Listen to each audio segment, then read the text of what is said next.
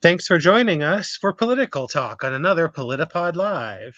Tonight we'll cover Middle East movements, the Hormuz schmooze, we're going to have an issue update, fascism creeps, and what the hell does that mean? And Stooges of the Week. I'm Hannah Soldner.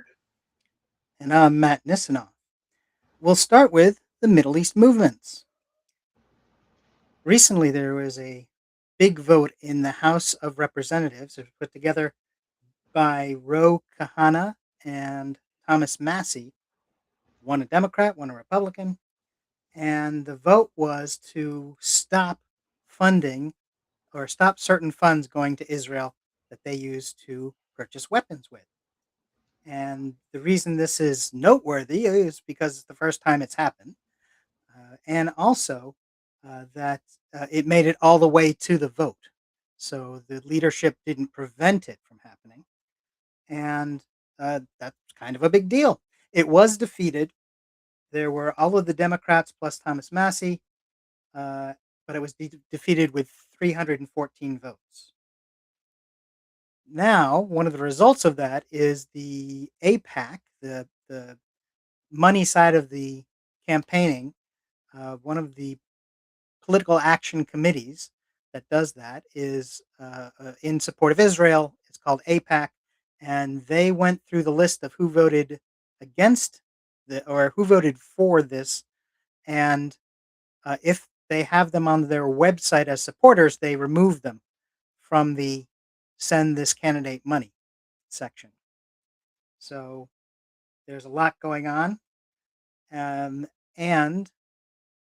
in addition to all of that, Hamas, which was supposed to disband and disarm, which was part of the agreements that were trying to end the current wave of violence on both sides, um, Hamas, instead of disbanding, has a new leader who they named. One of the, if you know much about Hamas, part of it was that it was started by some people at a university, some professors and others at a university, and it's one of the old guard, so to speak. One of the people from the university has taken over as the new leader. And also, will so first, what do you think about that, Hannah? What do you think about the Middle East? Well, I think that we'll see with this new leader of Hamas. Um, it's I don't want to make light of the violence that Hamas has done in their past, or in any way forgive what they're doing. But in some sense, there does have to be some point in which these sort of um, regimes that kind of grew out of a violent past have to find some way to govern. Um, and I think that just going in and blowing them up is just going to get worse and worse and worse. When you had like Al Qaeda, which led to ISIS, et cetera, et cetera. So at some point there does have to be this. Um, if we're ever going to achieve peace, that does involve paying attention to people and not just seeing them as terrorists. Not that they're not terrorists, but just as dehumanizing. Not that we have to like them, but it's good to be aware of them. Um, and that's as far as the new leader. And it's also worth noting that Israel is also having an election coming up in a couple months or a month and change or something. And so we'll see how that happens. Netanyahu is. I get the impression he's not even popular with the people he's popular with. Um, but and then as far as this, the funding and the APAC, I don't know if I really have much to say about APAC. They're a very strong lobby. I haven't looked too much into them, but this funding and the vote for it is kind of showing that there's a little bit of um, cracking, sort of across the political spectrum. The what's happening within Gaza is not popular, and then we'll talk about this more in a bit. But what's happening in Iran is even more not popular. Um, and there's been, as things have been going on, I think that there's and as this has sort of been sitting in our life for a while, what's happening between Palestine. Well, that's been going on for a long time, but this most recent thing since 2023 is now coming up on its third year, and then what's happening in Iran has been going on for 6 months, and I think that's given time for some people to sit and maybe develop nuance. We'll see. Um, but I think that this is going to end up being I think we might have talked in one of these podcasts a few weeks ago, or maybe a month or so ago, sort of some of the fracturing that's happening on the right between people who are sort of leaving the Trump camp, either because they're hardcore pro-Israel or hardcore America first.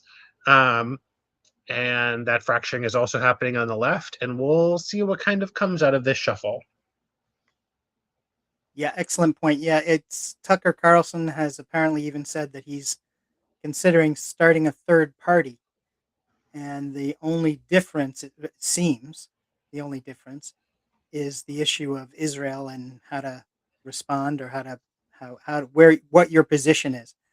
He and Marjorie Taylor Greene starting their own party would certainly be an interesting twist, and would and how that would wind up having an effect would is certainly worth watching. Certainly interesting to follow. We'll see if he actually does that, or if it's just something he's saying. Right. Okay, moving on. Our next issue is the Hormuz Schmooze, and we've got two or three things. Firstly, the ceasefire, which has failed miserably as more bombing has been taking place. Several more U.S. Troops have been killed in the exchange of missiles and what's going on. Trump says that the U.S. is going to take over the straits, and initially he said he was going to have a additional 20% fee that he would charge, or he would take 20% of the fee that would be charged, and take that for the U.S. to cover their costs. It was not a popular idea. A lot of people were not at all responded very poorly to it, to the point where he went and said, "I'm not going to do that.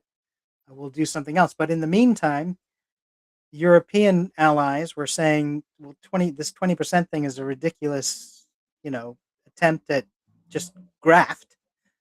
And meanwhile, the Iranians said, "Well, let's not be too hasty in calling something graft. I mean, there could be something there. It's not a bad idea." And they started to talk about how they wanted to charge, but they said they wouldn't make it 20% because that was too much. So what Trump wants is definitely too much. But hey, maybe the idea has some merit, uh, from the people who are currently controlling it. Anything on the weapon side or the monetary gain from the straits? Um, I mean, it's very Trump to be like, oh, let's make money from this. Um, and I was reading an article today about this is sort of more about what's happening in Palestine, but I could definitely see it happening here. You know, there's this whole like Trump has kind of threatened. This is within Palestine to like rebuild it as some sort of like capitalist, vacation wonderland. And I feel like he's always going to be that person who's like, oh, can I get some money out of this? Um, and I would imagine that, obviously we're doing terrible in Iran and had never done it. I should never have been there. But if we were being more successful in our attacks there, I would imagine that he would have used it for like you know, um, Trump And it's Persia or something. right, Um, right, as a piggy bank somehow. Yeah, exactly. Well, but not only a piggyback, but also like a golden calf to his future of like, I did that. He does a lot of things that are um, I don't know if it's this is always him, so it's not specifically that, but I don't know if it's that he knows that he's at the end of his life, and so he just wants to leave an impact or whatever. But yeah, I feel like that would be him. But anyway, that's conjecture. But yeah, his idea of like, oh, let's get some money out of this, especially when he said like that was never going to be a thing, and that was something he and his his allies had complained about, and his enemies, to be fair. Um, yeah, of course, Yeah, all you have to do is look at everything he's ever done, right. and and you see the trend. Well, And and of it's also sorry, it's also very much a trying to fix something that's not broken. as long as there's some way to include his getting some money out of it, Right. I'm or sure he would charge us for fresh air. getting a profit out of it. Right, right. Fair point. And then the another question that's come out is, where's Congress? War is supposed to be something that's decided by Congress. They did not decide on this. In the hearings on some appointments that have come up, there are some of the Congress members who are starting to say, actually bring up that point. We didn't authorize this, and this is not something that we have something to do with. And how is it that you want more money? And how is it that you come to us and ask for all these things when you didn't even bother to include us in the important decision? And so maybe there's some backbone that's growing. Maybe some of the results of recent elections are starting to pull out some opposition that was not there, or at the very best was hesitant before. So that's a step in the right direction. Certainly not enough, but at least it's a step in the right direction. Yeah, I mean it's Congress has been very just kind of like letting stuff happen, even though there's so much. It's almost it even feels weird to say it out loud, but this is all very unpopular from like all sides. Like it was one thing to like it was a lie when Trump said that he had a mandate after the election. And there was no reason to not push back because definitely the conservatives would have. But yeah, it's wild to not push back on something that is extremely unpopular. This is true. And another issue in this is that Hegseth, as I mentioned, someone going to ask for money, that's Hegseth. Pete Hegseth, the Secretary of Defense, has gone up to Congress and said, hey, we just passed a 1.2 or $1.5 trillion budget for the Pentagon, but I really do need another, what is it, 78 million or 87 million or something. And it's somebody's, until somebody actually does push back, they're going to keep going. They're always going to get a little bit more. They're going to say they need a little bit other thing, and there's always going to be something else. So it's good to see that there's somebody who's actually objecting to this sort of craziness. And also, Hegseth said that of some of the recent service members who were killed in some of the Iranian counterattacks, he said they were a sacrifice. And even Marjorie Taylor Greene had a response to that. She made a public statement asking Hegseth, "What the fuck are you talking about?" Now, that's a direct quote from her comments, not just me saying that. And so what it's this whole reaction thing is starting to happen on their side as well, which is very, I think that's a very positive step as things move forward. Anything else on this before we move on? No, well, just one little thing. There was originally a report of a couple deaths. There's been a report of at least one more since, uh, Yes. and it's weird to have this like Hollywoodification, I guess. I don't really even know what to call it, but there is something about that. Like this is something you would see out of like a movie. So it's And weird. actually, one of the service members who just As you mentioned, there were two who were killed the other day. One more, one of whom was a 19-year-old. Yeah. And so that's the sort of thing that catches people's attention. Once there's a once service members start getting killed in larger numbers, and the younger they get, that's going to be something that I think you'll see a reaction even from the staunchest of the support the troop crowd start to get squeamish. So we'll see what happens, but certainly unfortunate that that had to give their life in through their service.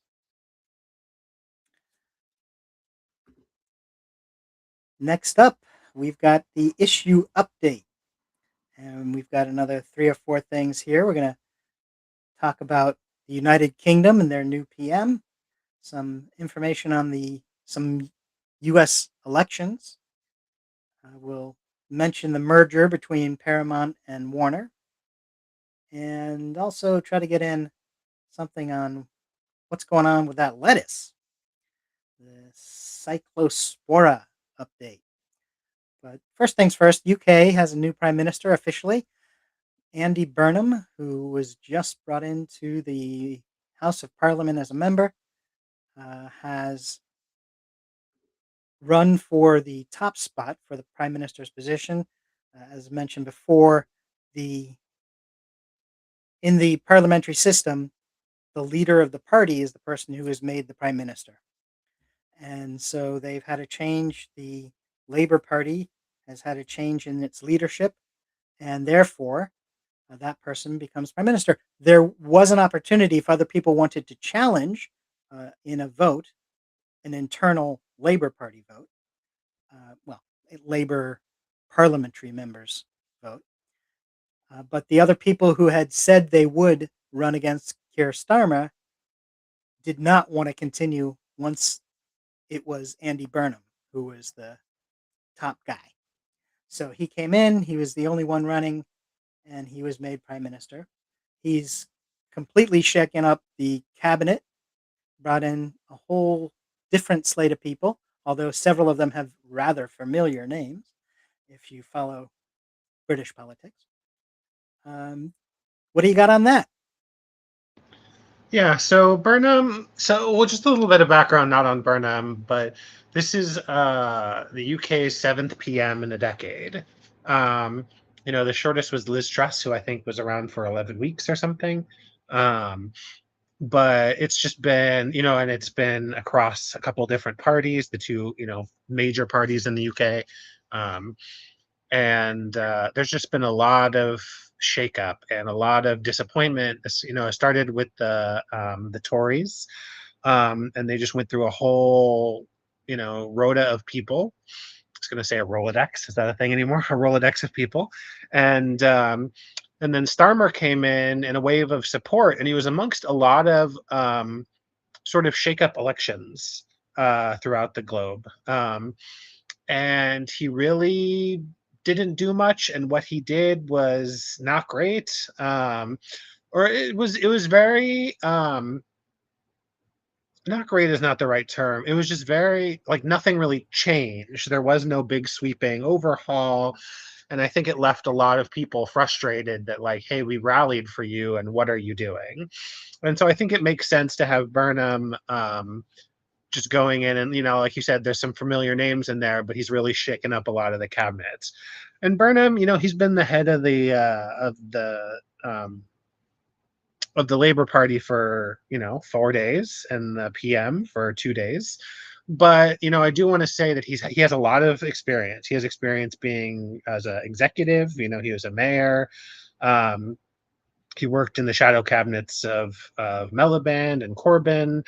Um, and he's just done a lot of things, both like very basic, kinds of like working on, you know, transportation and these kinds of like sort of wonk things that kind of get lost, especially in America, where we sort of think about our chief executive as like and especially Trump kind of leads this, but even before as sort of like a superhero. One of my Canadian friends would say that the president of America is always the most American person.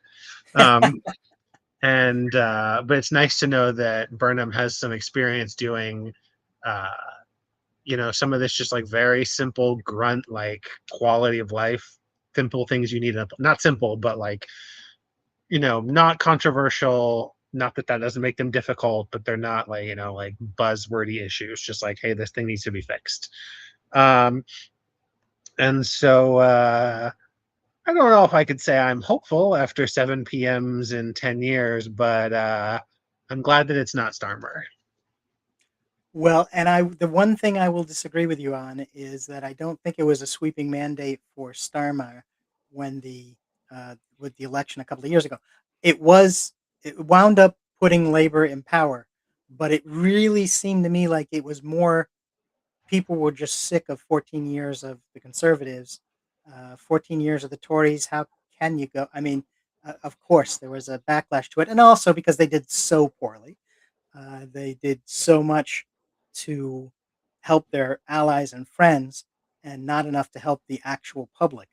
And that's, I think, where a lot of disappointment was about Starmer because he came in and he was like, okay, watch, I'm going to be competent and I'm going to be efficient and I'm going to get things done. I'm not interested in the PR stuff. I just want to get to work. And everybody said, oh, okay, we'll do that. That'd be great. And that's not what happened. And in fact, the issues that you very well could say would be expected from labor, such as the winter payment to seniors and getting things. There's a payment that went out from the government to make certain that people had heat in their homes, and Starmer did prevent those from going out because he wanted to save money and he wanted to show that he could be sort of conservative leaning or whatever the message behind that was supposed to be. But it was wildly unpopular, and obviously so. I mean, that doesn't take a lot of that doesn't take a lot of thought to figure out that if you're going to act like the Tories when you get into the job after 14 years of Tory failure, then it's not gonna work well. Yeah, And and oh, go ahead. no, no. So I was just going to say he was constantly trying to sort of lean to the right and to do things that were sort of to show that he wasn't to the left. And in doing so, he just made himself amorphous, and things weren't being done. What Nothing was efficient, and so people responded to it. That's the thing that Burnham has to look out for, I think.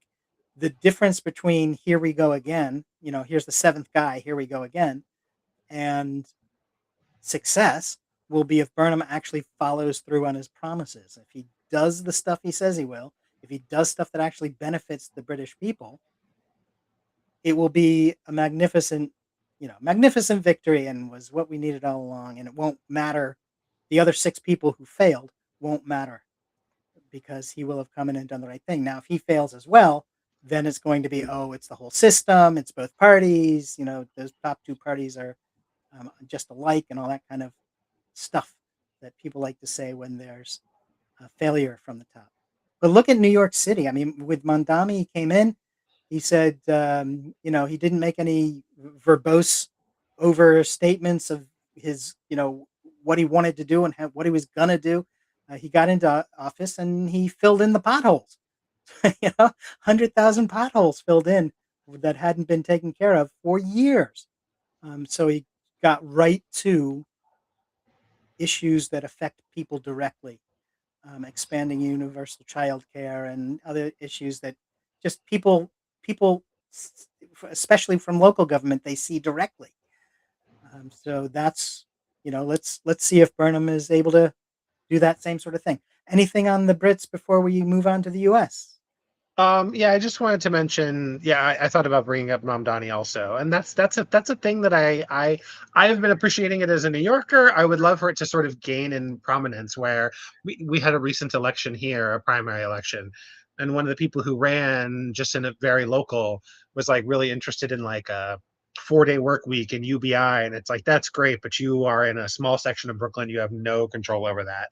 Um, and so and it can be said, like um I'm not a Brit, and I think that there is something to be said about. There was a comedian who once said, "The more I know about the people in your country, or the people in your like the politicians in your country, the worse your country is doing."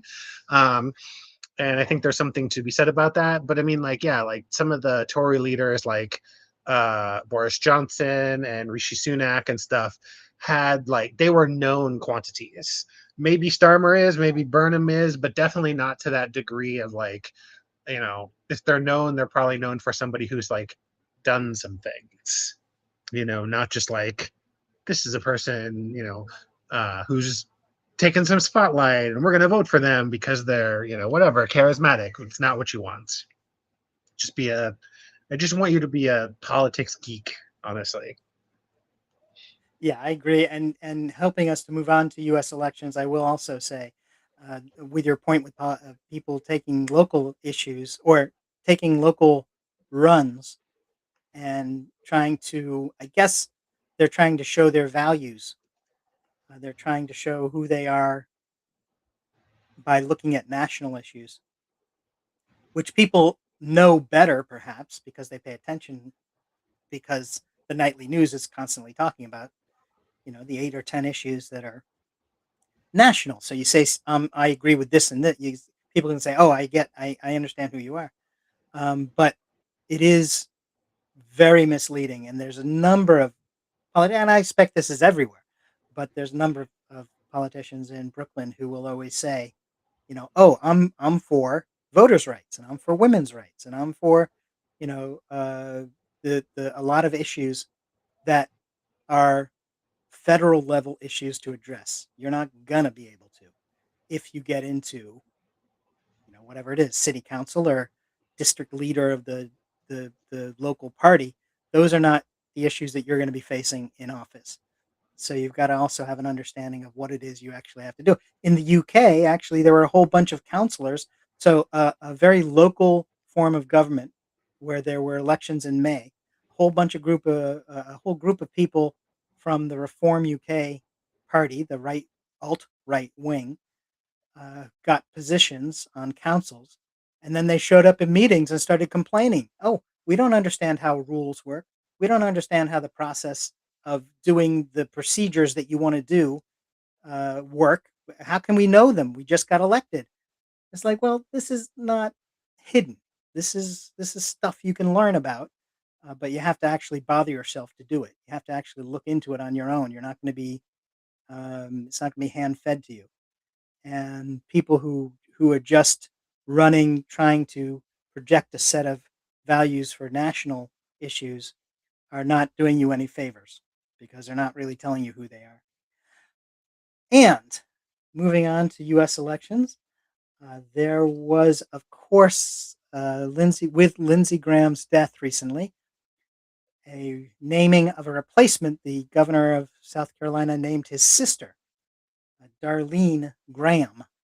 And this is something that I had mentioned in one of the previous episodes. Sometimes they bring in somebody who's a relative, a spouse, or a sister or something, and they fill the seat with the relative in order to get to the next election. So they don't expect the person to fill the seat permanently. They expect them to fill it just for this short time until the election happens. And Tom Bickle, who used to be with us, said made an excellent point. Was, well, I don't know that. I don't know what's actually happening down there.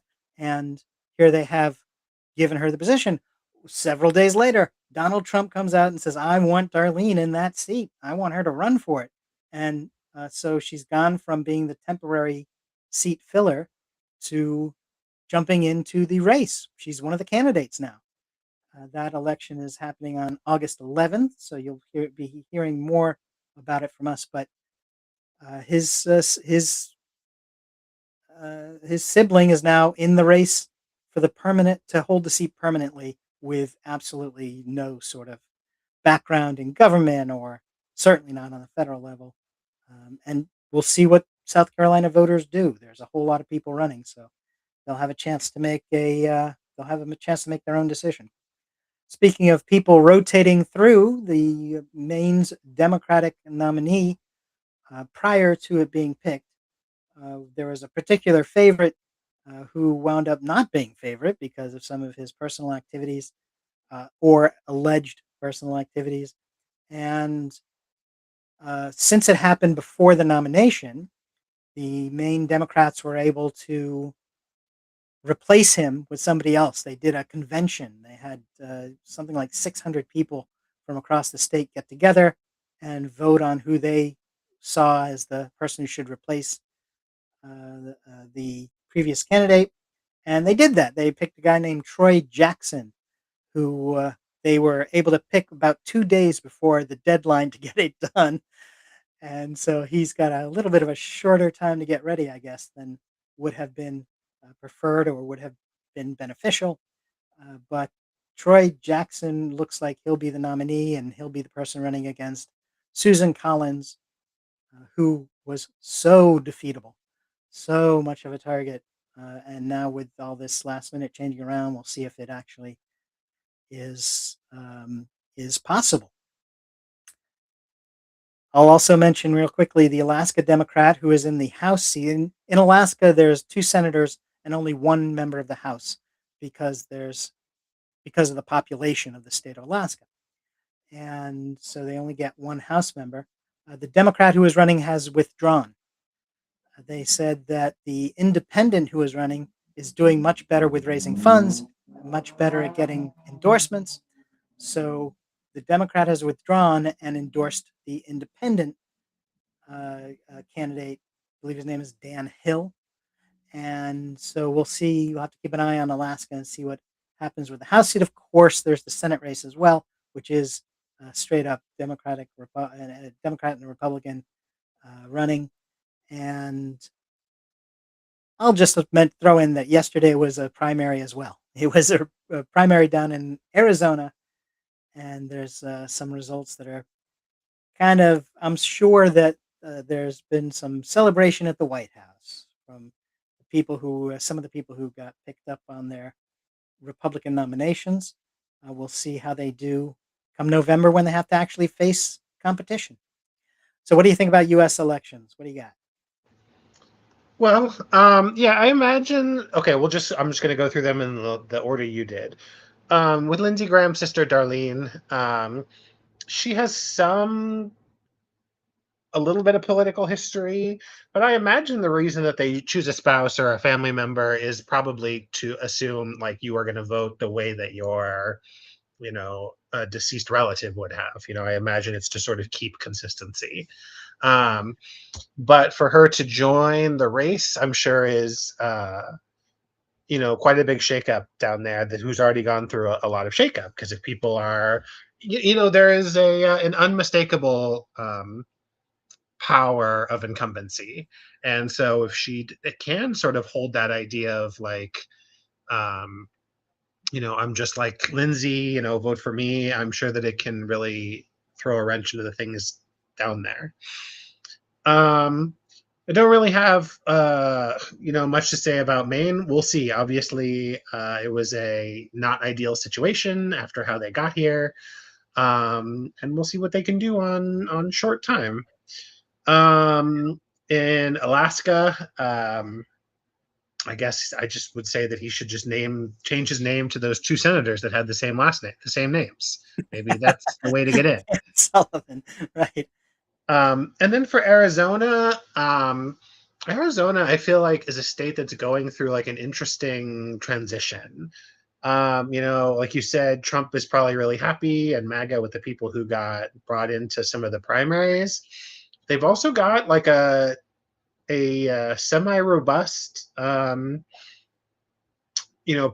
wing.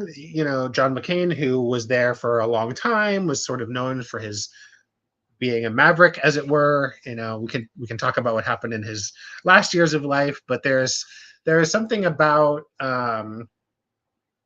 as a state, it's got a little bit of unpredictability. So we'll see how that goes. Hopefully, not MAGA, but we'll see.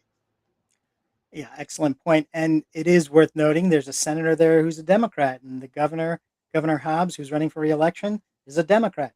So it is possible for Democrats to win in Arizona. But it looked like in a number of races for House and others that and governor for that matter, the Republican nominee, they just went with the Secretary of State. They picked a stop the steal, MAGA hardliner over the other candidate who was also a MAGA person who was just less enthusiastic about the Stop the Steal stuff. So it looked like, and the Stop the Steal candidate crushed the other candidate.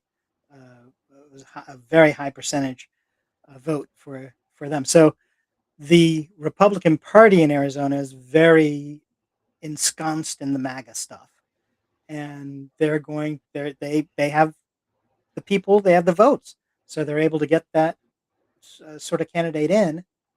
And as you say, now we have to see what the actual people of Arizona decide. Up to them in November 3rd. Yeah. Um, what can you tell us about the Paramount Warner merger that's been in the works? So, this merger's been going on sort of, it's been in progress for a while. Um, Warner has wanted to, so when they got bought by Discovery just a couple years ago, um, the guy who led it, David Zaslav, was trying to, his sort of whole thing was that he was going to cut his way to financial stability. Um, but the thing about Warner, especially, well, two different things. One is they own the sort of like DC properties, the comic book properties, and two is that they own HBO. They own a bunch of other stuff too.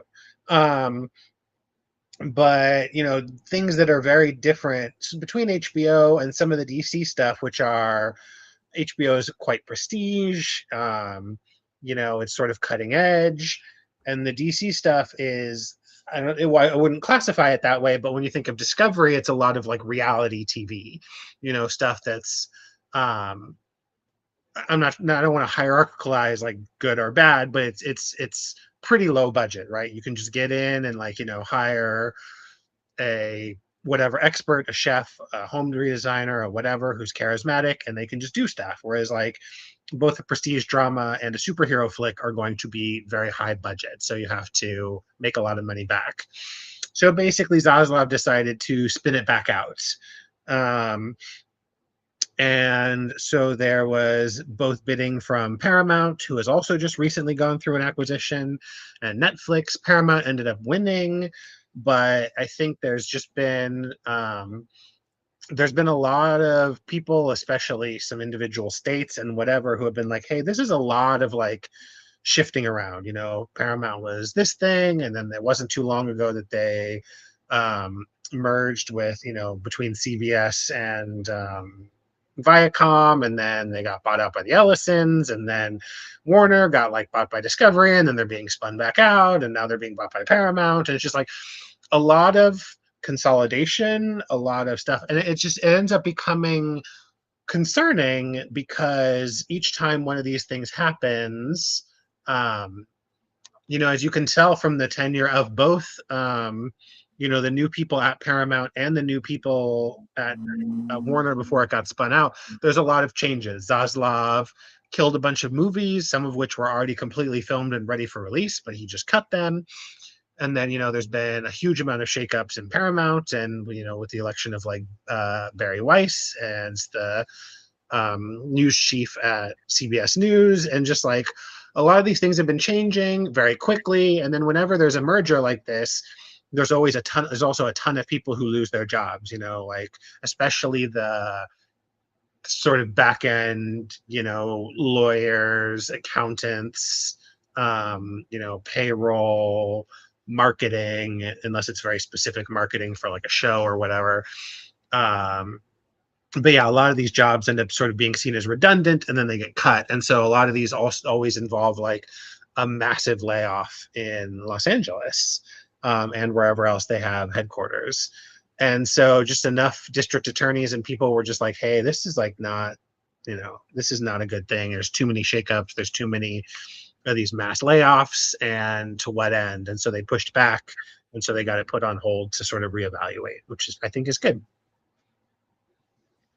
Now, is it I think I've got it straight that Netflix had actually put in a bid, and which was the lowest bid, and then Paramount swooped in, somehow got a couple of Trumps involved with it, and they somehow all of a sudden the government became concerned and swooped in and somehow undid the bidding system, or they challenged it or something. Is Yeah, they so bought out? there was a hostile bid at the last minute, which it's one of those things because if you're a shareholder, right, the people who in theory are shareholders, they get a vote for a merger.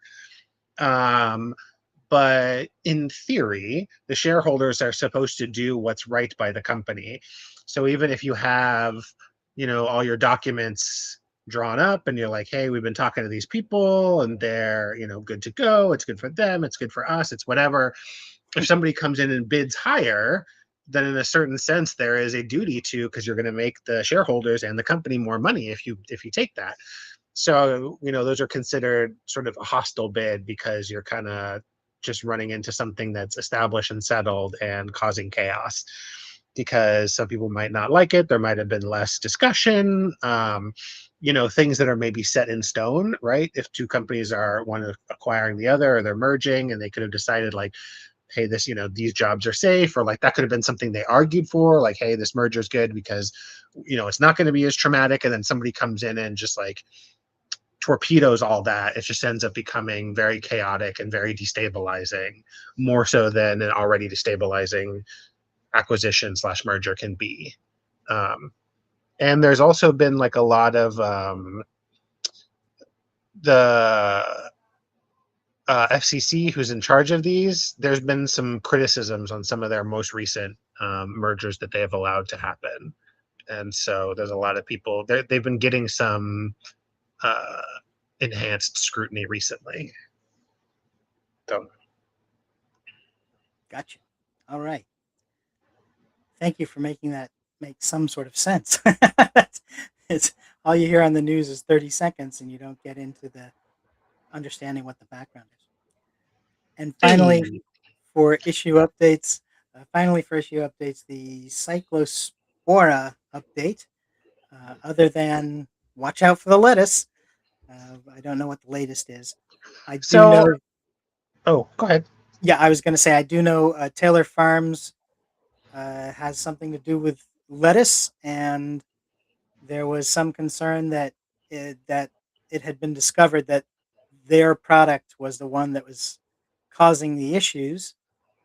However, they are big funders of a PAC that supports Trump, and somehow they got a meeting with the White House when it was determined that when the FDA determined it was their lettuce. And after the meeting, all of a sudden the FDA kind of said, "Well, we tested it and it was positive, but perhaps it was a false positive, and perhaps it's not so much this lettuce." So something's going on there, and that's the last I heard. Okay, so it's very messy and kind of an interesting story, and I'm not even up on the most recent. But so what happened was there was this cyclospora update, makes people very sick. Um, it's a seasonal it's a outbreak. Sorry, it's a seasonal outbreak. It happens about this time of year, for whatever reason, I don't know. But and cyclospora is not something you can just give to somebody, even though it causes, all these things. If you're with somebody with cyclospora, the chances you're going to catch it are very, very little. Even if you have like, if you live with them, if you have intimate contact with them, incredibly low, basically none. Um, so um, this outbreak has happened pretty frequently, but it's a big outbreak this year. Um, and so there's been a lot of blaming about, is it Doge related? Some of the people who are monitoring this were cut. RFK, of course, has said that that's not the problem and whatever. But basically, a few days ago, Taco Bell um, recalled all of their lettuce from Taylor Farms, and they're just like, we're not going to use Taylor Farms lettuce anymore. And um, this is relevant because Taylor Farms has been at the head of some of these outbreaks before. And so when people saw that Taco Bell had done a recall of Taylor Farms, they were like, oh, it's Taylor Farms. And so they tested a bunch of their lettuce. This is the part where Matt was saying there was a positive. Um, and then they came back and they said there was a false positive. And so that was already like, conflicting. And not only that, but Taylor Farms asked for an apology. Um, but then the whoever tested it came back and they said, well, that false positive um, doesn't mean that it's not infected, and we still like are here for this voluntary recall of your lettuce. Um, so they're like, it might not be, we're not going to apologize because like one false positive doesn't negate what we've seen. So it could still very much be you. And then today, I don't know if it's the CDC or the FDA or whatever, they're investigating a second source. They haven't come out and said what it was, but they're investigating a second source. And then at the same time, Taylor Farms, not only was it their lettuce, but it was specifically tagged as their iceberg lettuce from the specific farm in Mexico. And that city in Mexico is now suing, I think, for defamation, being like, um, especially if there is a false positive, they're just like, hey, this isn't on us. You just like grabbed us out of your people and wanted to throw all the blame to us. So basically, we don't really know what the source is. It could be this lettuce. We don't really know if it's specific from a specific farm. There's probably some other kind of outbreak, maybe from a different company or a different source. So yeah, just keep your eyes out and watch for, you know, recalls. But I read a thing today from a person who said, try not to let the panic get a hold of you. He was like, I'm eating like normal. I just watch for recalls. So Okay, keep your eyes out for the recalls. yeah. We're moving on to the next segment, which is fascism creeps. We have some information of what's going on here, and part of it is that of the three or four things we'll talk about here, we've got Hegseth calling for annual testosterone testing of soldiers. That we have that the National Guard will continue deploying in Washington, D.C. through the current administration. That's been confirmed now that the National Guard is going to stay in D.C. That there was, of course, a rambling speech of crazy whining about the election made by Donald Trump. But what was interesting was that NBC, ABC, and CNN did not cover the story. That is perfectly well within their rights, that they don't have to be at everything everyone ever does. And they chose to skip the rant about the election in 2020. Also, the Tate brothers have been arrested in Miami and will be extradited to the United Kingdom for prosecution. So, from the top, Hegseth and his annual testosterone tests. What do you think? It's bizarre. There's this fascination with masculinity. Actually, since this is the fascism creep segment, fascistic groups have always been very concerned about masculinity and being masculine enough. And there's this whole sperm count issue and whatever. Hegseth is saying that it's about combat readiness. um I saw a thing today that said that they're testing not just men but also women, and so I'm not quite sure because generally men and women have quite different testosterone levels. I saw a federal judge today said that how can he isn't it hypocritical for him to be doing this and also barring trans people from serving? But I think one of the things that's important is to note that like hormones, if you know anybody who's on any kind of hormone, and full disclosure, I am on a thyroid hormone. I've taken it since I was in my early 20s.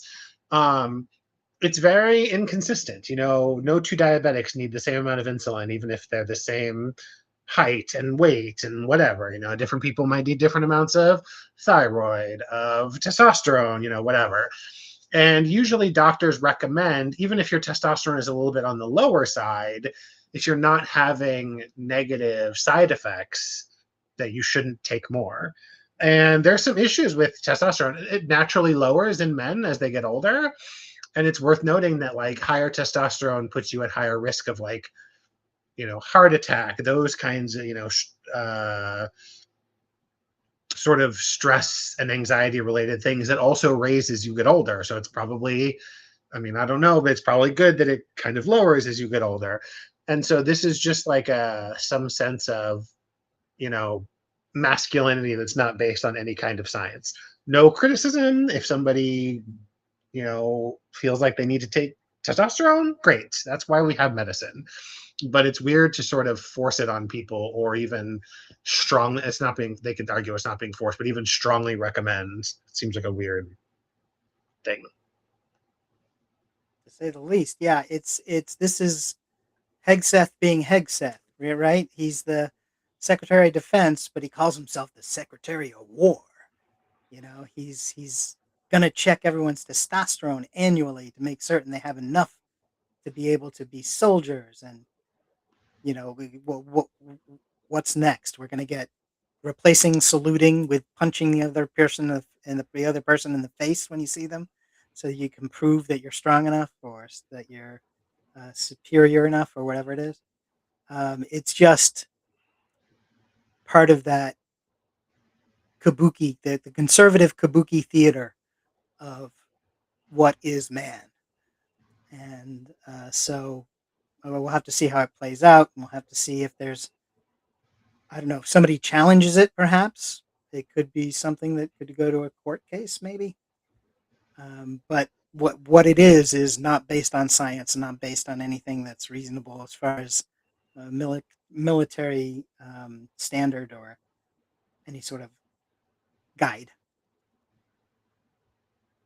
The National Guard continuing in Washington. The National Guard was brought in by Trump because I don't know. DC's a scary place. Maybe I'm not really sure. There was a justification at the time that he had to bring in the National Guard to protect the Homeland Security people who were running around trying to shoot and kill people.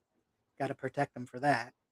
And their job was strictly to protect those Homeland Security people. So they couldn't do anything else. They weren't there to arrest criminals or to repair broken windows or whatever it is that it was touted they were there for. Um, and at the same time, they've kind of moved into doing that and challenging people and arresting them. And so it's not de escalating. And the fact that it has been made a permanent fixture of the administration until it leaves, certainly not a good sign for democracy or rights or whatever else you got now for the time being. National Guard. It feels like fascism 101, kind of like what I was saying about with the testosterone. Trump has many, many times said, he loves a military parade, he loves whatever. I'm sure this is his substitute for taking testosterone. Um, he just likes the idea of control. I'm sure the fact that it makes people nervous probably makes him happy. Right, right. Too true. How about NBC? How about the media thing? NBC, ABC, CBS deciding not to cover his rant about the 2020 election and then Well, whining about China. you mentioned CBS, but they're actually not on this list. ABC, NBC, and CNN. CBS is the big major media company. Fox is its own deal, but they're the big major media company that didn't do it. And I just, one of the things that caught me after we were talking about the merger in the last segment is that if the Paramount Warner merger goes through, CNN will now be owned by CBS, so they wouldn't have this same level of freedom to choose not to run this Trump speech, because the people who run CBS are quite close with Trump. That they are. Fair enough. I apologize for misspeaking there. I did mean, as I said, NBC, ABC, and CNN. And finally, so a little bit of home fascism being looked at here. The Tate brothers and their arrest in Miami to be extradited to the United Kingdom. Excellent. Just good news. Yeah, I'm pretty anti-carceral, but I do not like the Tate brothers. They have done some very bad things. Yeah, to say the least. All right, moving on. The hell does that mean? Oh, Does that mean? let's try one more time. There we go. What the hell We does pretty that? much got it. Yeah. This is what the hell does that mean? And we'll start with this week's version of that being socialism. What is socialism? And what isn't socialism? Perhaps is just as legitimate a question, certainly for some of the things that are being said about it currently. Of course, it's the it's the ghost under the bed. It can be very scary and made out to be a terribly horrible thing. It can be conflated with communism. It can be mislabeled very easily, and certainly easily in mass media. So it is. But, Trump was claiming socialism conflates with communism and authoritarianism. Um, and he's negotiated for the government to receive a percent. Yet, right, we're talking about socialism and helping people or doing things that might help people, and he's trying to say, well, it's going to go to the extent of being taking over companies and doing all these things, and yet Trump himself is the one who's been negotiating with businesses to give a percentage of their profits to the government. He did it with Nvidia. He did 20%, and he's done a handful of others for somewhere between that. That 20% pops up a lot with him. I think it's just a number that really he likes a lot, but some less, some down as I believe as low as 5 or 6%, but up to 20%. And there was even a thing with Walmart apparently where he was making claims on behalf of the company that the company had to come out and say, this is no, that's not happening. I don't know what's going on here, but this is not the case. So he feels free to apply authoritarianism to even to the private sector. Here's government taking over, literally taking over the private segment, and he's saying, "Oh, but look out for socialism, where they might, help you fill in your potholes, or something like that." What do you think about socialism? What do you think about what the hell does that mean? So yeah, so we wanted to do this segment just because um, socialism is a word that comes up a lot in communism and whatever in probably our discussions and a lot of political discussions, and it comes up a lot in the American political milieu. And it's just nice to kind of have a little segments to talk with some of these words that come up over and over again. Unfortunately, whole seasons and whole podcasts have been done about what socialism actually means, and you can look into those, and you should probably. But I guess for me, what's more interesting here is just asking, what are you being told that these things mean? Socialism is different from communism. A clue is that they have a different name, but it's definitely very different from authoritarianism. Now, can there be communist authoritarians? Of course. Can there be socialist authoritarians? Of course. Any economic or political system can have an authoritarian leader. Um, but just because somebody has had an authoritarian leader does not necessarily corrupt, everything behind it. And hopefully that's true because we have an authoritarian leader, and hopefully when he's gone, we can come back from it. So I just think it's worth having these kinds of questions about what people are telling you these things mean, especially in the United States, where you can lift up these words and not define them. Um, And I know talking to people, there's people who think that the Nazis were socialists and communists. And even though actually we worked with the communists at that time to fight them. Um, and it's just, it's good to know what these words mean, especially when they get combined with authoritarian, right? Like you could love an ice cream shop, but an authoritarian ice cream shop is probably not a good idea. That doesn't corrupt ice cream. Fair point. Fair point.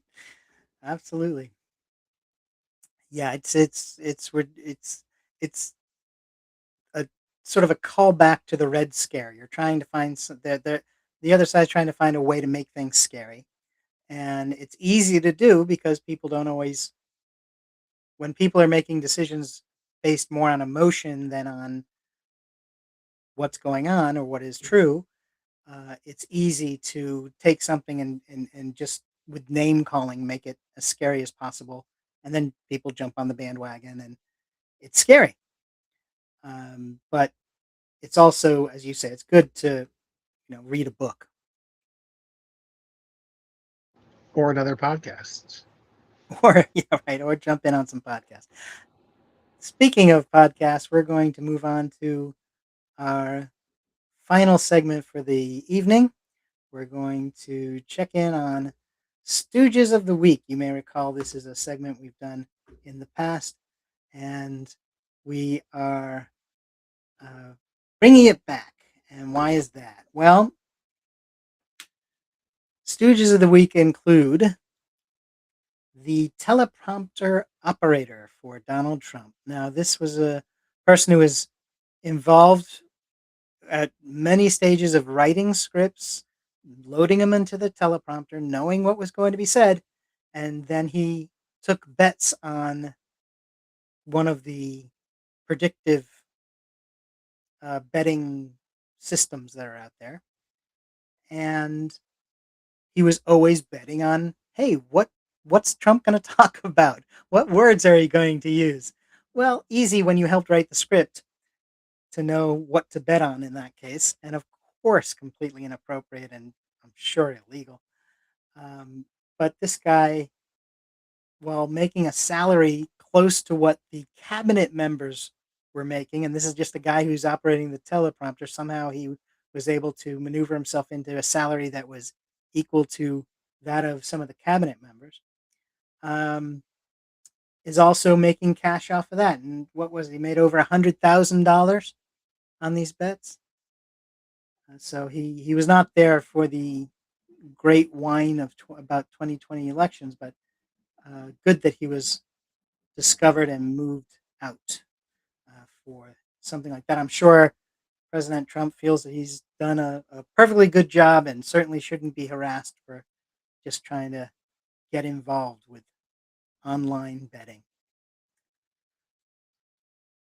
Anything about the teleprompter guy before we move on? No, but if you've been betting on this show, here's where we say crypto, Bitcoin, multiverse, metaverse, purple monkey dishwasher. Perfect.